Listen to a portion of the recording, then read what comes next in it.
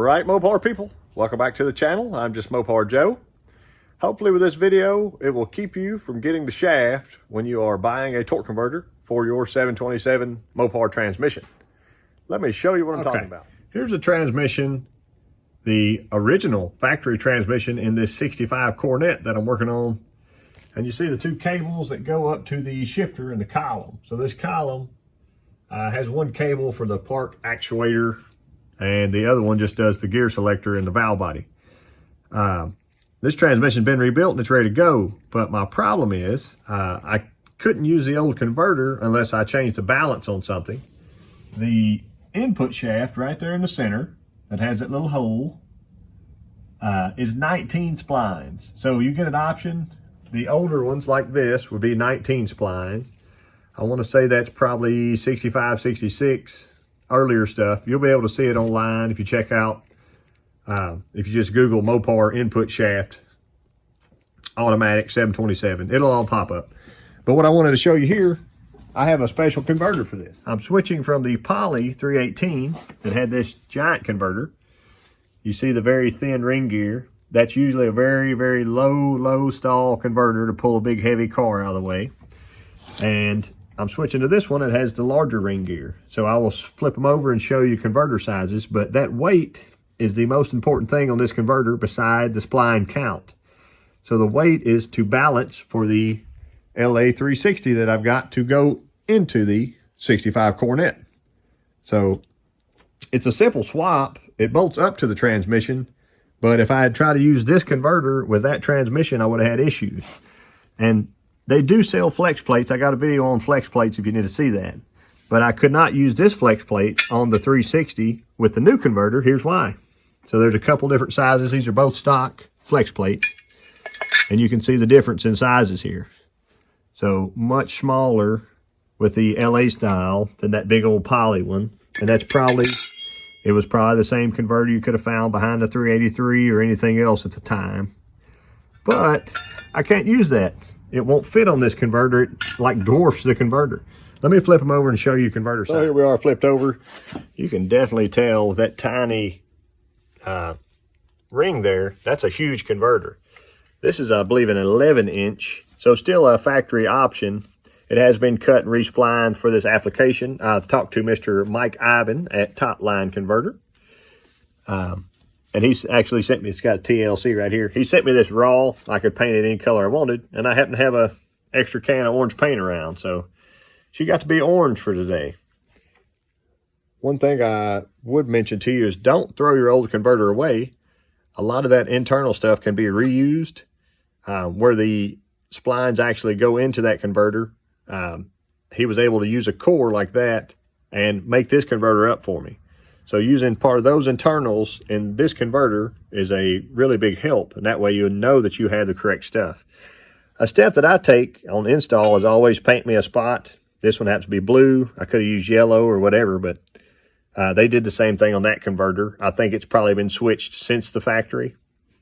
But I've got this one ready to go in. I wanted to show you the quick and simple install on this. How a lot of people, they get confused on trying to slip their converter in, have a lot of issues and all that stuff. Sometimes it can be tricky, but other times it may just go right in. So we're going to see what our luck's like today, and I'll show you how to measure and see if it is in all the way inserted into the front of the transmission.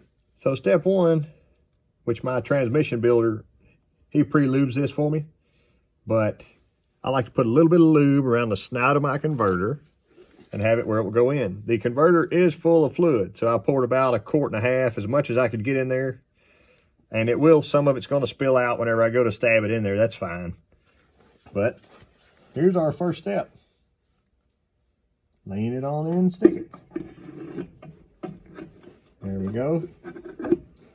Nice and straight. Now, I've got a little microfiber in my hands. And I like to stick it under the snout and lift just a little bit as you spin. We just clunked in one time. Sometimes it goes easily, sometimes not.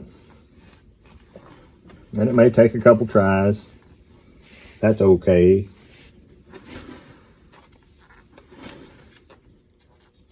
Not always easy. Just because that clunked in doesn't mean if I pull her out just a little bit, go back. There we go.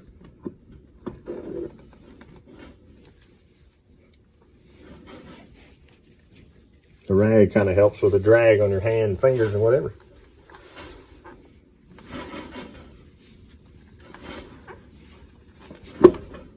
There's one. Once again.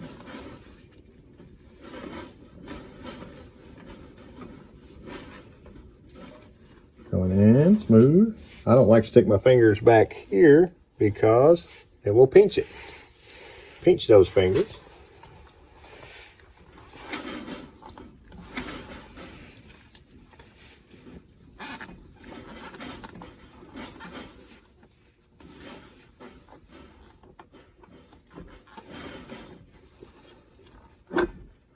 Be nice and gentle with it. I've heard of guys standing the transmission up, sticking these in. But I actually cheated and brought this converter with me to the transmission shop when I picked the converter with the transmission up and said, "Hey, can we stick that converter in? Be sure it works." So I know it's been in here before. I just wanted to go again.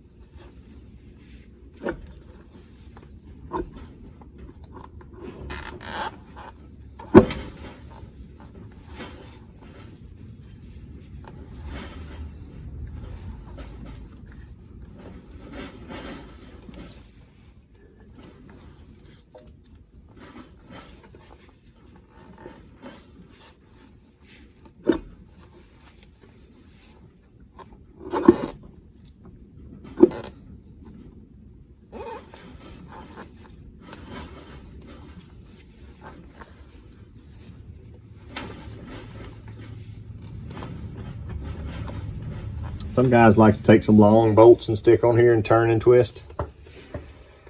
I've never really been into that. I guess I didn't have a need for it.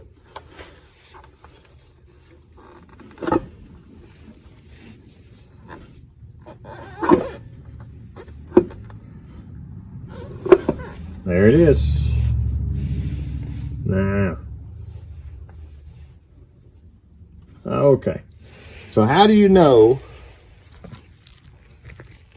How do we know at this point, is it in far enough? A lot of guys will tell you you can run your hands back here. If you can't get your hand between the bell housing and converter, it's not in far enough.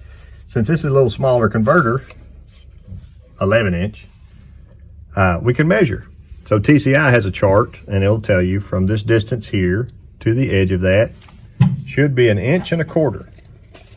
So here's old Stanley. So per TCI's chart, if that distance is 1.25 inches, it is in all the way. And that's it. So the converter's in. I always heard that the 19 spline transmissions like this one had a little bit weaker internals. I think they hold fewer less front clutches. I don't know. You'd have to go ask John Cope at Cope Racing Transmission on the CRT channel. Cope from Cope Racing Transmission with a very quick tech tip of the day.